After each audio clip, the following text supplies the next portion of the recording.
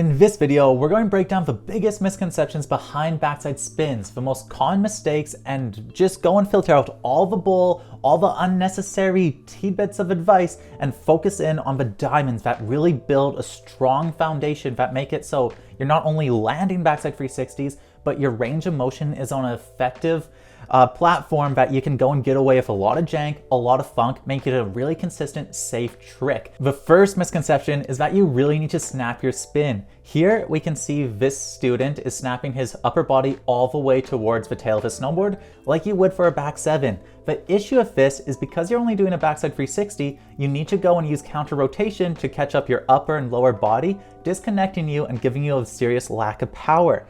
And this is something you really want to keep in mind when doing backside 360s. You don't need to snap them super strong and super aggressive.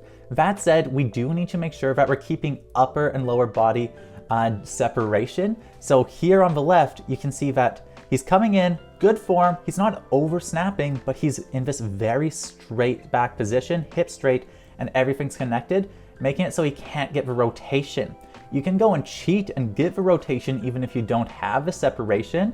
What's an example here on the right? Notice how he's spotting over his shoulder, making it so he's rotating over a more tall point, letting you get more rotation with less effort, but you're not going to be able to get full control and consistency with doing it with either of these ways. And you'll usually end up with getting something like this, a weird up and down motion where it doesn't come around nice, and you're going to be landing with like a lot of toe edge, a lot of funk, and you're just not going to feel in control. But we still want to make sure we're keeping this upper and lower body separation, but when we're doing it, we're not overextending. So look at these two takeoff positions. One's completely 90 towards the tail of the snowboard, where I'm having my upper body in almost a completely neutral position. The reason why I'm doing this is because as soon as I ride off the lip, I'm going to take my back arm and pull it around. And this is actually where I'm getting most of my rotation.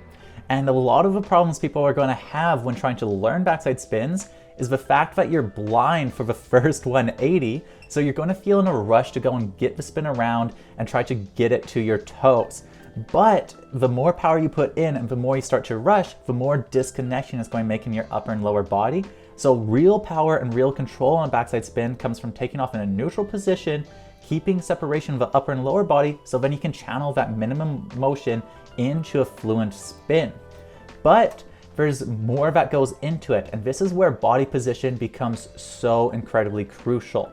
When we're doing something like a backside 360, we do something called the same position formula, and that's having the same position on the heel side, toe side, wind up, and snap. But I know what you're thinking, why am I seeing like different bend of the legs? Like this isn't the same position.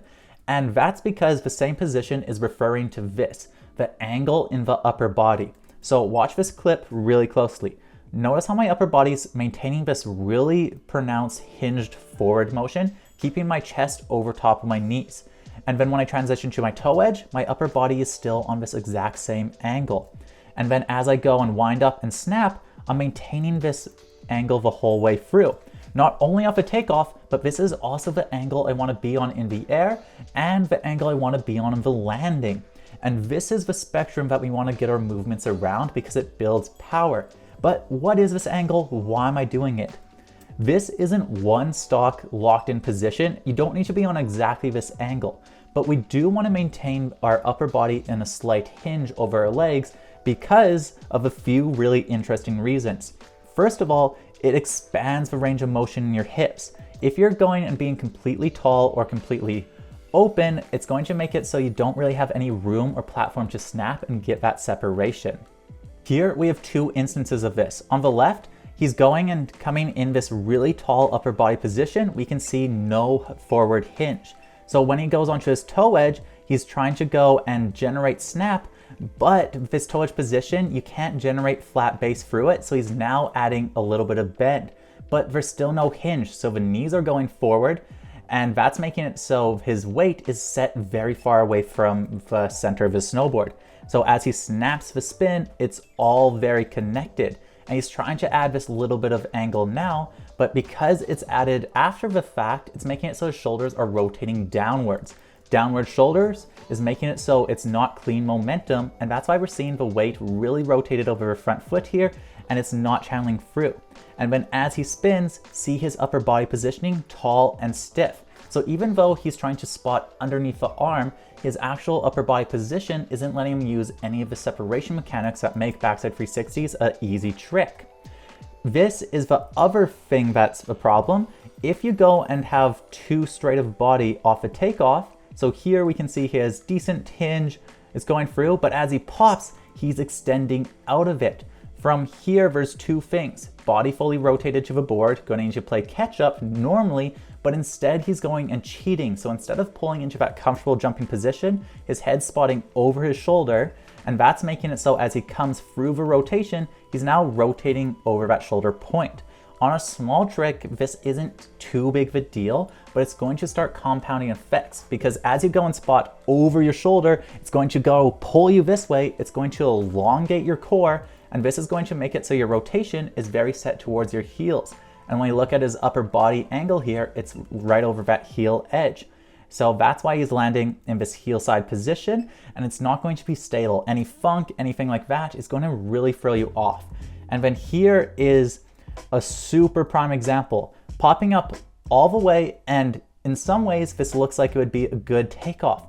But because he's extending so much, his weight is now shifting towards his heel edge, and that's making it so he has no control and no power.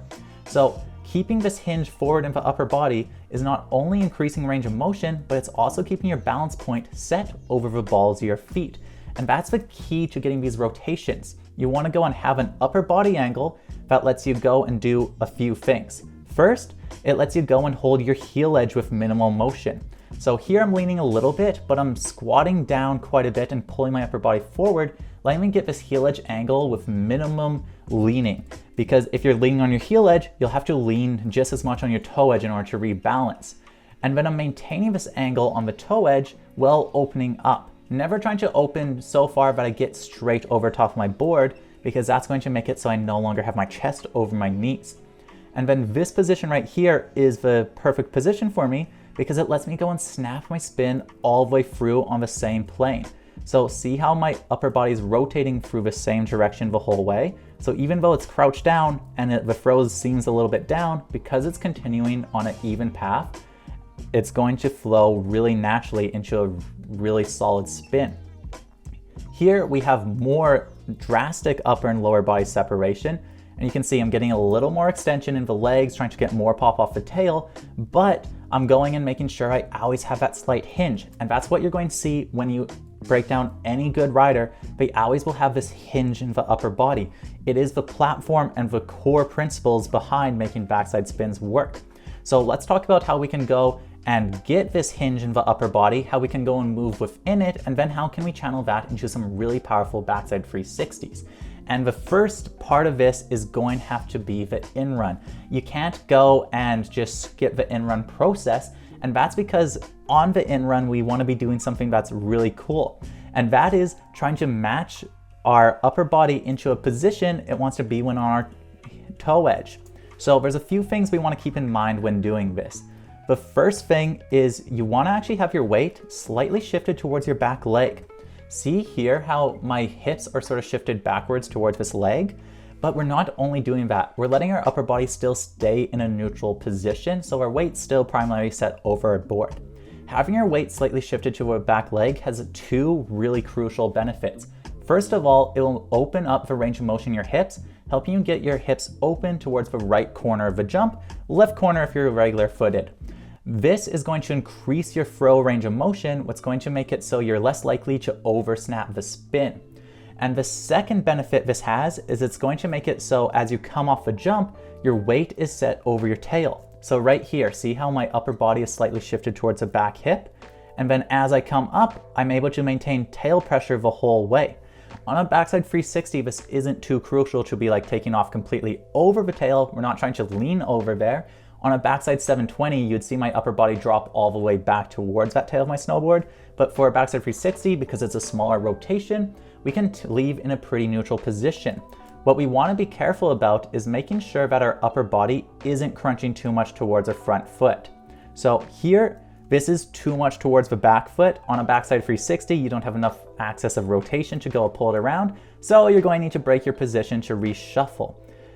And then here we have not enough bend in the body, bend in the legs, and we're too squared, and this is causing for rotation to be set over the front foot, concaving. This is going to make it so you're more likely to 2-foot jump, nollie, and if we're talking about 2-foot jumping, we can really see that right here, both legs extending and popping. And this is really the point I want to get across in backside spins, is we're not trying to do a really aggressive throw, really aggressive motions. Instead, snowboarding on freestyle terrain happens in moderation. And instead of thinking about trying to get the perfect form, instead I want you to think about unlocking a form that lets you go and get your tricks around even with non-perfect execution. So like this position right here, if I was leaned over 20% more, if I was standing 20% higher, more straight in the spine, I still would be able to throw on the same plane, making it really flexible. And that's why we really want to be careful. If we stand too tall on our snowboard, we're not going to have that flexibility, and we'll have to be picture perfect in order to actually get the spin around and have the right axis of rotation. In order to go and find your perfect in-run position, I want you to find your perfect takeoff position. This is the angle in your upper body, the extension in your legs that lets you throw all the way through. If you go and overextend your body, including your legs, it's going to be problematic. An important note here is you don't need to actually be extending your legs at all. Just by keeping them strong is going to be plenty. So that's the moderation we want to have. We want to make sure that we're only ever moving within a range of motion that lets us maintain our effective upper body tilt. So once you find your upper body position that works for the spin, next we're going to deconstruct it. So here, this is the body angle I want. How can I go and have that body angle when going and doing my wind-up? How can I have that body angle when going and holding heel side pressure?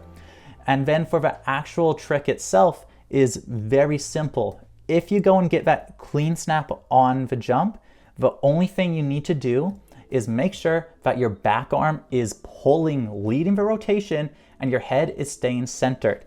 People often think that you want to take your head and try look and pull, but that's going to really throw off your axis, throw off your power. So whenever we're doing these rotations, I want you to pay really close attention to my head here. Notice how my head is staying stationary, squared in my body through this whole point. Squared in the body, pulling with that back arm. We're never going and looking and leading with our head. Instead, we're taking our back arm and pulling it into the rotation. So here, watch this. Bent down leg position, bent down upper body position, smooth transition, weight slightly on the back foot, into my toe edge position, same upper body position. Now fluidly going and snapping my backside spin, gently leaving off in this neutral position. You can see a bit of 2-foot pop, a bit too much extension, not a big deal because I'm hitting this most core principle, and that is flowing my energy through the spin, making sure to not over snap it, so then I can go and keep that upper body momentum going after the spin, pulling with that back arm, letting the head follow, and that's letting me go and finish it off with counter rotation. At home, here's the drill.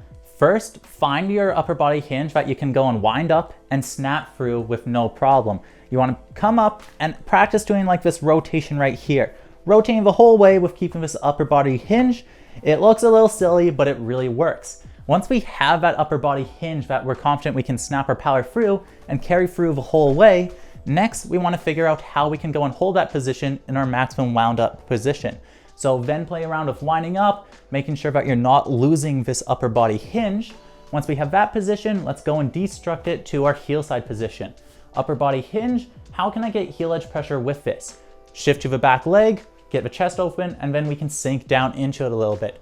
See how this keeps my upper body hinged, even with hitting all these principles, so that way I can just stand up, put the arms out, rotate through.